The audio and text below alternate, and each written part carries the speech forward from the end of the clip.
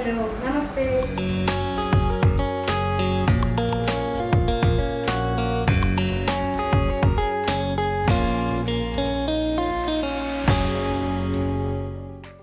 Welcome back అండి.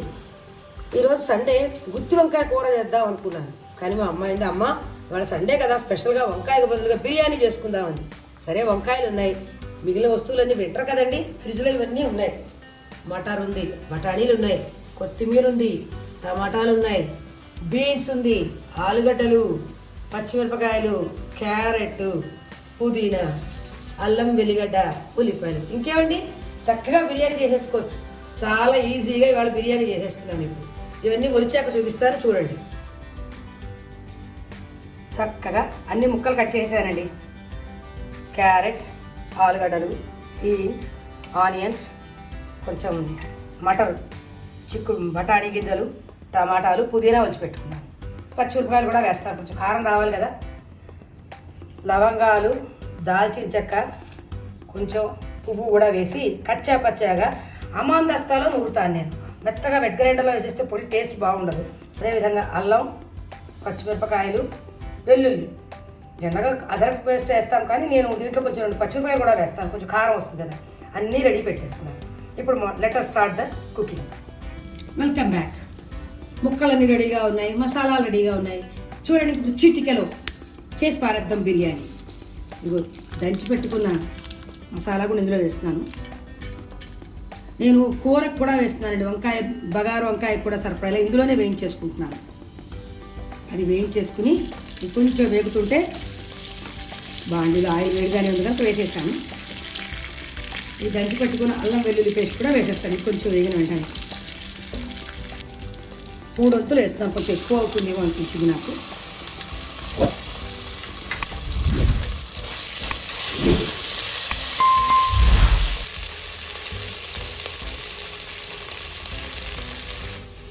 నా దగ్గర తెల్ల వంకాయలు ఉన్నాయి, చక్కగా వంకాయలు కాయలా తరిగేసేసి ఉప్పు నీళ్ళలో వేసి ఉంచాను. ఇంకొక చిన్న టమాటా ఇంగ్రీడియంట్స్, మొన్న గోళీకాయలు లాంటి టమాటా దొరికాయండి, ఇవి కూడా గ్రేవీ కూరలో వేస్తాను, చూడండి ఎలా ఉంటాయి. ఆల్రెడీ బియ్యం కడిగేసేసి నానబెట్టుకున్నాను, 1కి 2 నీళ్ళు పోసి నానబెట్టాను. అలా చక్కగా అంటే నూనెలో బాగా వేగుతుంది, చూసారా. ఇది చక్కగా వేగింది. దీంట్లోంచి కొంత తీసి వంకాయ కూరకి ఇందులో వేసేస్తున్నాను. బాండలేదు, వంకాయలు వేయాలి కదా, వాటికి కూడా ఉండాలి కదా, అందులో వేసేసాను.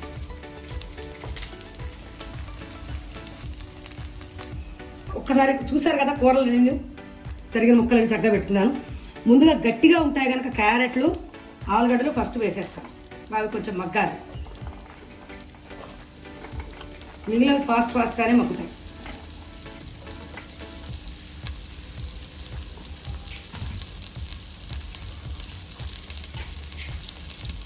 ఈ బిర్యానీ పువ్వు కూడా వేసేస్తున్నాను దీంట్లో.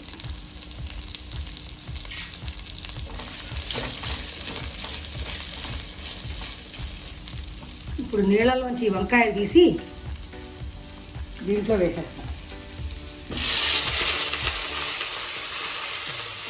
కొంచెం ఉప్పు కూడా వేసి కొంచెం ఒక 5 నిమిషాలు మగ్గనిస్తాను. వంకాయ మసాలాకి ఒక గుప్పుడు పల్లీలు, 1 చెంచాలు బియ్యం, 1 కప్పుడు నూపప్పు, ధనియాలు, కొంచెం సారపప్పు లాంటిది, 2 మిరపకాయలు, చిన్న పచ్చి కొబ్బరి ముక్క, ఇవి కూడా ఫస్ట్ వేయించేసి రెడీ పెట్టుకుని పౌడర్ చేసుకోవాలి.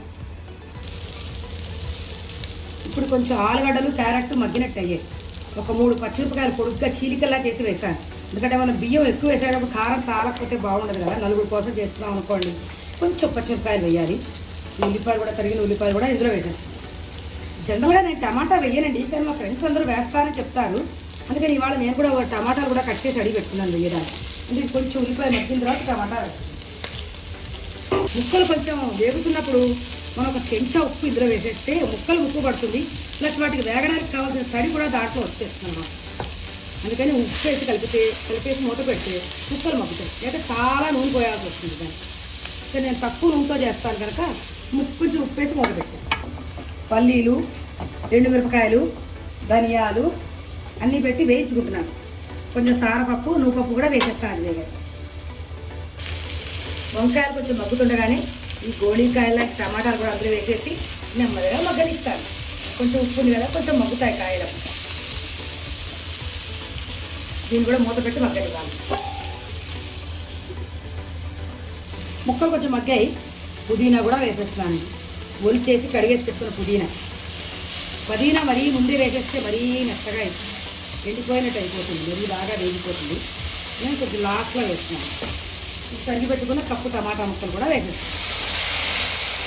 ఈ టమాటాలో బోల్డ్ తడి ఉంటుంది కదా, చక్కగా తడితో మిగిలిన ముక్కలన్నీ కూడా ఉడికిపోతాయి. మనం ఉప్పు కూడా వేస్తాం. చూడప్పుడు ఎంత మంచి కలర్ వస్తుందో, ఎంత మంచిగా కలర్ వస్తుందో చూసారా ఆ ముక్కలకి. దీన్ని వెళ్ళి ఒక 5 నిమిషాలు మగ్గిన మొత్తం అన్నీ ఒకేసారి వేసేస్తే ఒకలా ఉంటుంది. ఇలా విడివిడిగా వేసుకుంటే వాటి ఇలా ఉడకడంలో తేడా ఉంటుంది, చక్కగా బాగుంటుంది. గ్రేవీకి కావాల్సిన సరుకులన్నీ వేగిపోయాయండి. వీటిని చల్లార పెట్టేసేసి పౌడర్ వేసేస్తాను. పౌడర్ వేసి అప్పుడు గ్రేవీలా చింతపండు, నిమ్మకాయ చింతపండు నానబెట్టి ఉంచాను. ఇది కూడా వేసేసి పేస్ట్లా గ్రేవీలా చేసేస్తాను. ఈ ముక్కలన్నీ కూడా బాగా మగ్గాయి. ఇప్పుడు దీంట్లో కొంచెం ఆయిల్ వేస్తాను. అంటే బియ్యం వేసే ముందు ఆయిల్ వేస్తే బియ్యానికి పట్టుకుంటుంది ఆయిల్. ముందు ఇలా ఫస్ట్ బియ్యం వేసేస్తున్నాను. నీళ్లు పక్కన ఉంచుకున్నాను, అదే నీళ్లు పోస్తాను. ఎందుకంటే ఒక్కసారి బియ్యానికి ఆ నూనె పట్టుకుంటే చాలా బాగుంటుందండి. బియ్యం వేసేసి ఇలా ఒకసారి కలపాలన్నమాట. ఇప్పుడు ఆ నూనె మసాలా అంతా బియ్యాన్ని పట్టుకున్నట్టు అయ్యి ముద్దగా రకమైన మామూలు బియ్యంతోనే చేస్తున్నాను, బాస్మతి రైస్తో కాదు. చూడండి మొత్తం బియ్యానికి అంతటికి చక్కగా పట్టుకుంటుంది అనమాట. ఒక్క నిమిషం అలా ఉండనియాలండి. బియ్యం వేసాక జస్ట్ గుర్తుపెట్టుకోండి, 2 సార్లు కలపండి. మరీ ఎక్కువ కలిపితే బియ్యం విరిగిపోయి నూకలా అయిపోతుంది. అంతే, జస్ట్ ఆ బియ్యానికి నూనె పట్టుకోవడం కోసం వేశాను. ఇప్పుడు నేను 3 గ్లాసుల బియ్యానికి 5 గ్లాసులు నీళ్ళు పోసి నానబెట్టాను. దీంట్లో నీళ్ళు కూడా పోసేసాను. ఇప్పుడు కలపండి దీన్ని బాగా. దీంట్లో ఉప్పు అది కరుగుతుంది మనకి. మనం ముక్కల్లో కొంచెం ఉప్పు వేసాం, కానీ బిర్యానీకి ఎంత వేయాలో తెలియాలంటే ఏం చేయాలంటే దీంట్లో కూడా సరిపడేలా 1 స్పూన్ ఉప్పు వేస్తున్నాను. కొంచెం ఒకవేళ మనకి ఎంత వేయాలో కరెక్ట్గా తెలియలేదు ఎలాగా అనుకుంటే ఇప్పుడు ఉప్పు వేసి కలిపేసాం కదా, కలిపేసిన తర్వాత 1 స్పూన్ తోటి నీళ్లు తీసుకొని కొంచెం టేస్ట్ చూడండి. నోటికి నీళ్లు ఉప్పుగా తగలాలి. చప్పగా ఉంటే ఉప్పు సరిపోలేదంటే ఇలా తీసుకుని కొంచెం చల్లారబెట్టుకొని కొంచెం నోటికి ఉప్పు తగిలేలా ఉంది చాలు. అలా ఉంటే ఉడికిన తర్వాత సరిపోతుంది. ఇప్పుడు దీన్ని మూత పెట్టేసి 2 విజిల్స్ వచ్చాక ఒక 5 మినిట్స్ సిమ్లోంచి కట్టేస్తానండి. మూత పెట్టేశాను, దీన్ని హైలో పెట్టాను. 2 విజిల్స్ రావాలండి. 2 విజిల్స్ వచ్చాక సిమ్లో 5 నిమిషాలు ఉంచాను, కట్టేస్తాయి చాలండి. బిర్యానీ రెడీ. ఈ లోపల కూరకి గ్రేవీ రెడీ చేసుకుంటాను. వంకాయలు 3 వంతులు మెత్తగా అయ్యాయి. ఇప్పుడు నేను తయారు చేసిన మసాలా అంతా కూడా గ్రేవీలా చేసి దీంట్లో పోసేస్తాను. వంకాయలు ఒక 3/4 ఉడికిపోయిన తర్వాత మన నానబెట్ట చింతపండు కొంచెం పిసికి నీళ్లు పోసాను. ఎందుకంటే వంకాయల్లో కొంచెం కలర్ ఉంటే తగ్గిపోతుంది. అలాగే ఆ వేగిన టమాటాలు పక్కన పెట్టుకున్నాను, మరీ ఎక్కువ వేగిపోతే కూడా బాగుండదు కదా. చూడండి ఒక గ్రేవీ, చూడండి మిక్సీలో చక్కగా మెత్తగా చేస్తున్నాను గ్రేవీ. ఇప్పుడు గ్రేవీ పోసేస్తున్నాను. దీంట్లో గ్రేవీ ముందే మరీ పలచగా చేసుకోకుండా కొంచెం ఇది ఉడికిన తర్వాత పలచగా చేసుకోవచ్చు. ఎందుకంటే దానికి ఉప్పు కారం పట్టాలి కదా కాయలకి.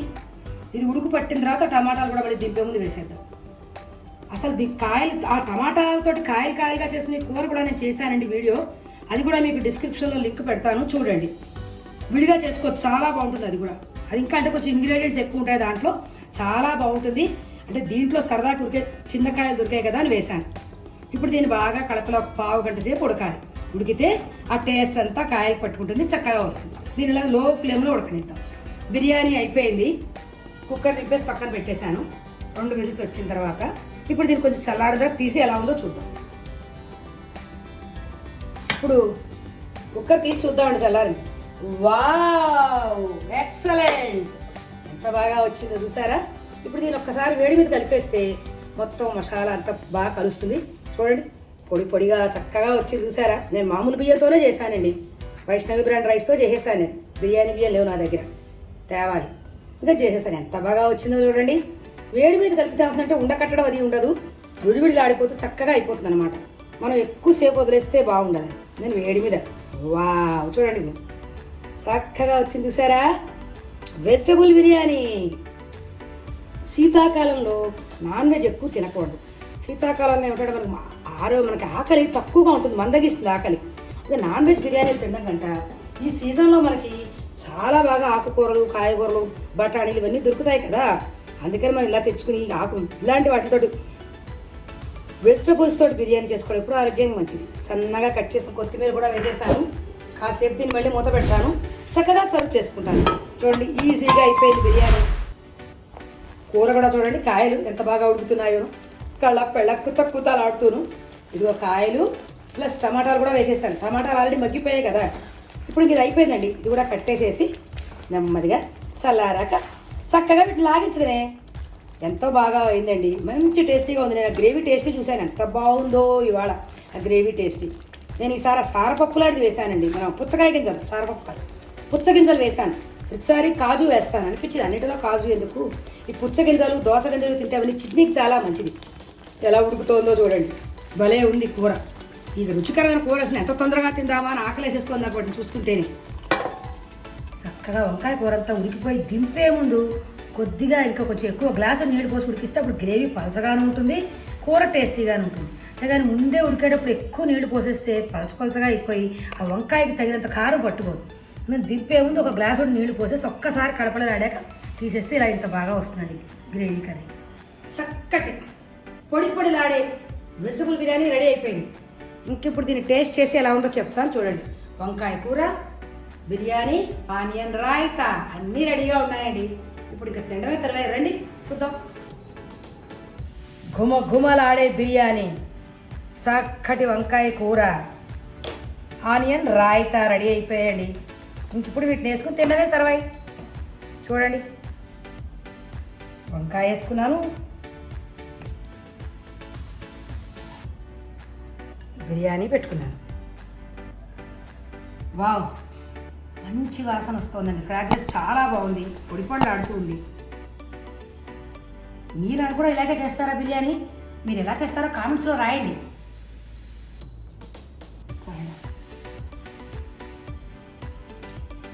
బ్రహ్మాండంగా వచ్చిందండి, చాలా బాగా వచ్చింది. కూర కూడా చాలా బాగుంది. ఎంత గ్రేవీ టేస్ట్, ఎంత మంచి టేస్ట్ వచ్చిందో. ఈసారి నేను ఆ పుచ్చగింజలు వేసాను, చాలా కొత్తగా ఉంది టేస్ట్ కూడా. జనరల్గా కాజు, నెయ్యి, ఆయిల్ ఈ మూడు ఎక్కువ వేస్తే ఏ వంటైనా చాలా బాగా వస్తుందండి. కానీ మనం వాటికి తక్కువ వేసి కూడా రుచి తెప్పించడంలోనే మన యొక్క టాక్టిక్స్, మన వంట ఉందన్నమాట. మన వంటలో ఉండేటువంటి నైపుణ్యం ఉంది.